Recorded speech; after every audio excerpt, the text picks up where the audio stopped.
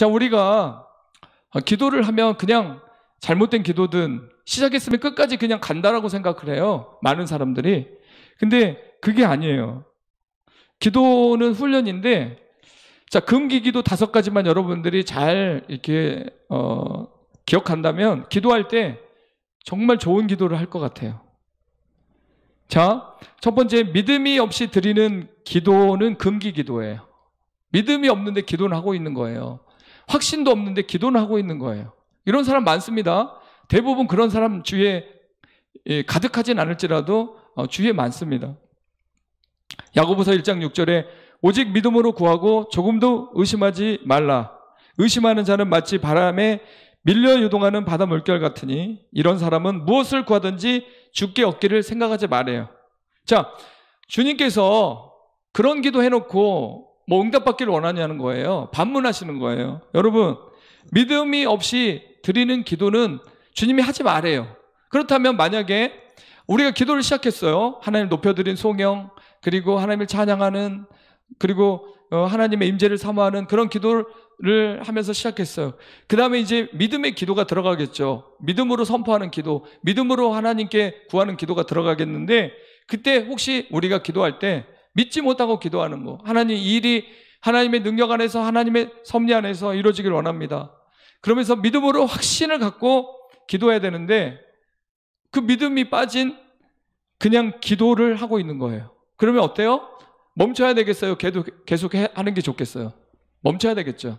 이런 거예요. 그러니까 기도를 하고 있는 도중일지라도 수정할 수 있어요. 기도하는 도중일지라도 멈춰야 되는 거예요. 아, 그래서 다시 내가 지금 믿음 없이 기도하고 있네? 그럼 다시 믿음으로 기도해야지 하면서 다시 기도하기 시작하는 거예요.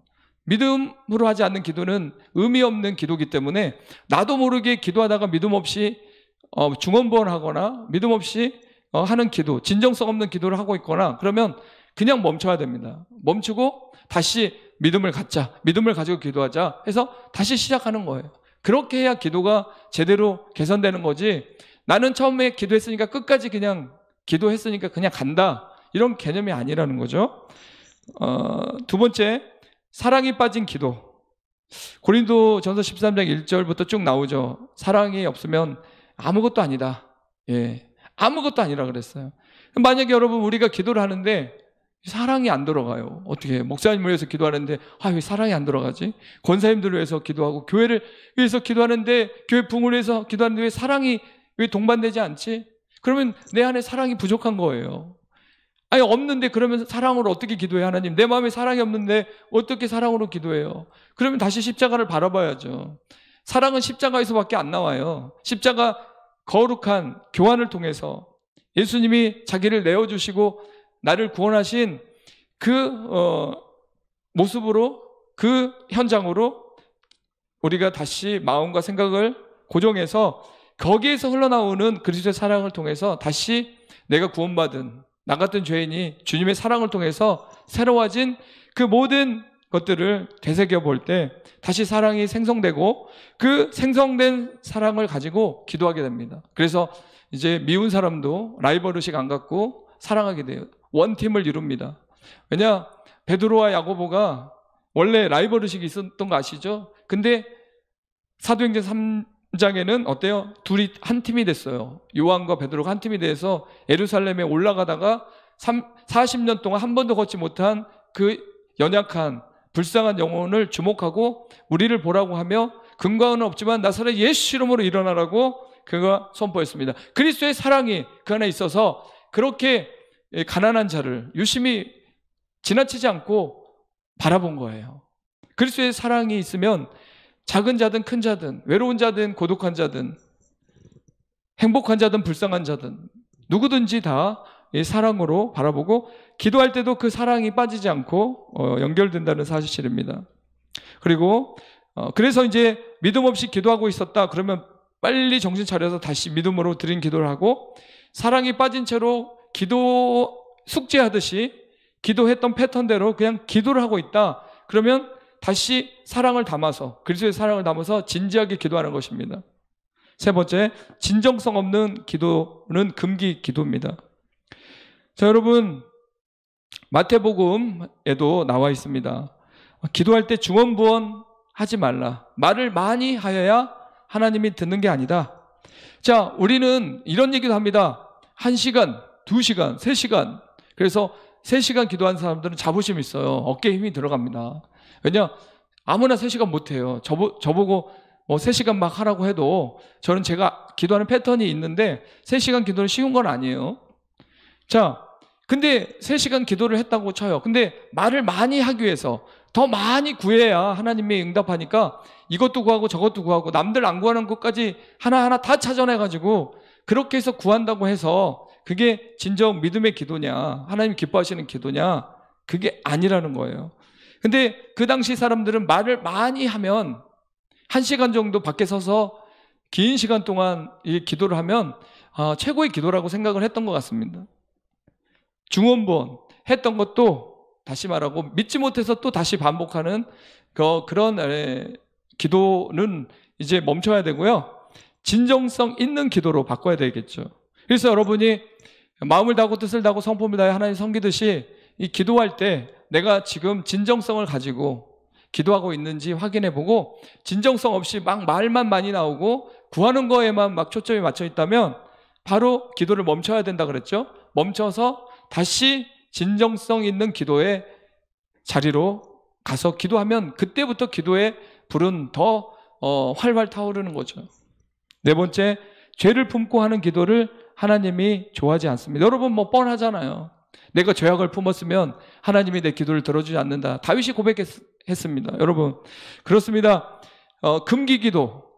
자, 어떤 누가 교회 와서 기도 대장이라고 해요. 그래서 기도를 진짜 많이 해요. 막 부러워해요 사람들이. 근데 그분이 집에 가서 뭐 애들한테 큰 소리 치고 집에 가서 그 아내의 의무를 다 안 하고 또 밖에 나가서 사람들의 덕이 안 되고 질서도 안 지키고 법규도 안 지키고, 자, 그렇게 산다면 그분의 기도가 효력이 있을까요? 우리가 이사야 59장을 알잖아요. 하나님이 뭐 손이 없냐 귀가 없냐 다 듣는다. 근데 너희들이 죄가 하나님과의 관계를 막았다. 죄가 그 관계를 끊었어요. 좋은 것을 받을 수 있는 기회를 죄로 인해서 망가뜨려진 겁니다. 그래서 죄를 품고 하는 기도, 내가 그 마음속에 혈기가 있고 내 마음속에 교만이 있고 또 내 삶 속에서 죄들이 가득하다. 그러면 그 죄에 대해서 하나님께 회개하고 여러분 회개라는 말은 신발을 갈아 신는 거예요. 신발을 갈아 신는 거죠. 신발은 이력이라고 하죠. 우리가 살아온 인생의 삶의 패턴인데 그 내 마음대로 내 뜻대로 살아왔던 그 신발을 벗어버리는 거예요. 옛사람을 그냥 벗어버리고 새 사람이 되는 거죠. 그게 회개할 때 일어나고 그게 각성하고 통회할 때 부르짖을 때 일어난다는 사실입니다. 그래서 기도하기 전에 자기의 죄를 한번 돌아보는 것도 중요하고, 마지막으로 자신의 영광을 위한 기도입니다. 자신의 영광을 위한 기도를 하나님이 받지 않으셔요. 그러니까 우리가 이게 내가 나의 영광을 위해서 하는 기도인지 하나님의 영광을 위해서 하는 기도인지 구별이 안 갈 때가 참 많죠. 또 내가 급한데 지금 하나님 좀 이해해 주십시오. 내가 이렇게 급한데 나도 먹고 살아야 되고 나도 이 위기에서 벗어나야 되니까 일단 모든 작전 기도의 내용은 내가 살 길입니다. 그래서 자기 중심의 어떤 기도를 할 수도 있어요. 그러나 그런 상황일지라도 하나님 영광을 위해서 이 상황이 역전되게 해주시고 하나님의 영광을 위해서 제가 남들한테 하나님 믿는 사람이 저렇게 부도가 나고 하나님 믿는 사람이 저렇게 망가지고 그런 소리 안 듣게 하나님 영광을 위해서라도 이 위기 가운데 탈출시켜 주시고 이 위기 가운데 나를 구원해 달라고 그렇게 기도하는 것입니다. 자, 5가지 다시 한번 마지막 정리해 보겠습니다. 우리가 멈춰야 될 기도가 있어요. 해야 할 기도가 있고 멈춰야 될 기도가 있는데 금기 기도.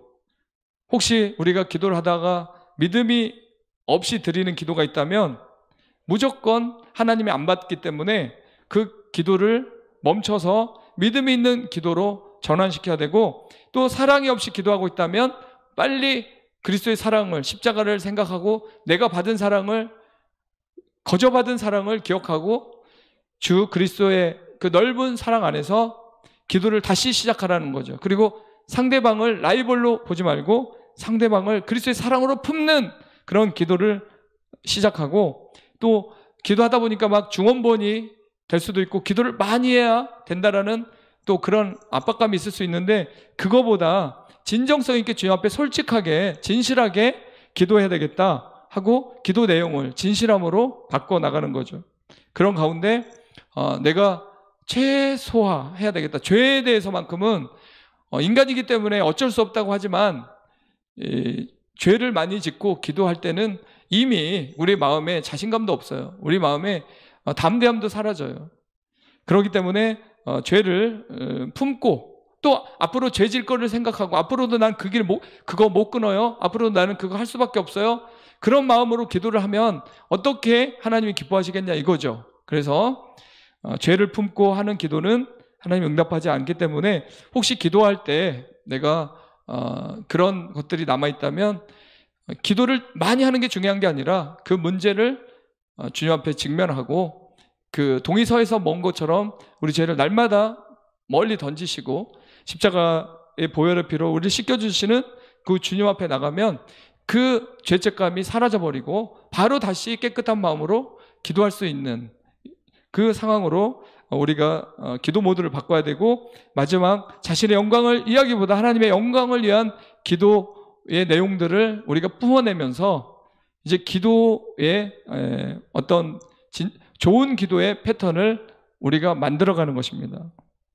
자, 이런 훈련을 계속 여러분이 대입해서 이런 5가지 내용을 계속 대입해서 기도하게 되면 여러분의 기도 내용은 정말 100점짜리가 될 겁니다. 여러분의 기도 내용은 강력한 어떤 파워를 불러올 것입니다. 그리고 군더더기가 없는 기도가 되고, 또 하나님이 들어도 참 아름다운 기도, 소중한 기도, 또 응답해주고 싶은 마음으로 가득한 기도, 그런 기도가 만들어지는 거예요. 여러분, 책을 써도 편집자가 있습니다. 우리가 필자가 아무리 이렇게 책을 잘 썼다고 해도 편집자가 한번 다 이렇게 봐서 교정하는 거예요.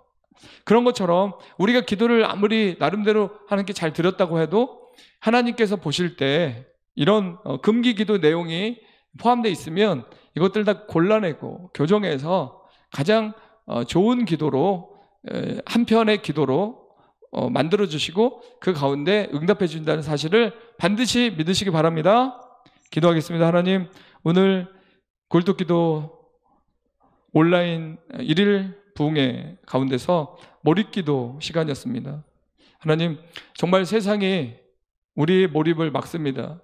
우리가 주님 앞에 집중하는, 초점을 맞추고 시선을 고정하고자 하는 그 의도를 간파하고 세상은 우리를 혼미케 하고 산만하게 하고 형식적으로 만들어갑니다. 그래서 기도는 하되 정말 하나님의 심장을 울리는 기도가 아닌 인위적인 기도, 형식적인 기도를 할 때가 참 많습니다. 그러나 다시 우리가 이기기를 원하는 자마다 절제한다 그랬습니다. 세상에 밀려들어오는 이 많은 것들 그대로 다 수용하고 받아들이면 기도할 수 없습니다.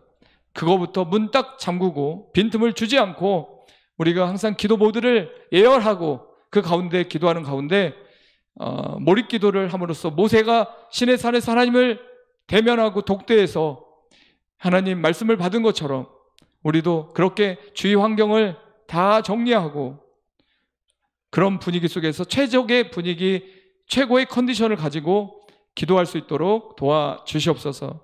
그래서 우리 한국교회에 다시 한번 몰입 기도가, 집중 기도가, 성령을 의지하고 성령 안에서 하는 올바른 기도가 계속 지펴지는 역사가 있게 하여 주시옵소서. 예수님의 이름으로 감사하며 기도합나이다. 아멘.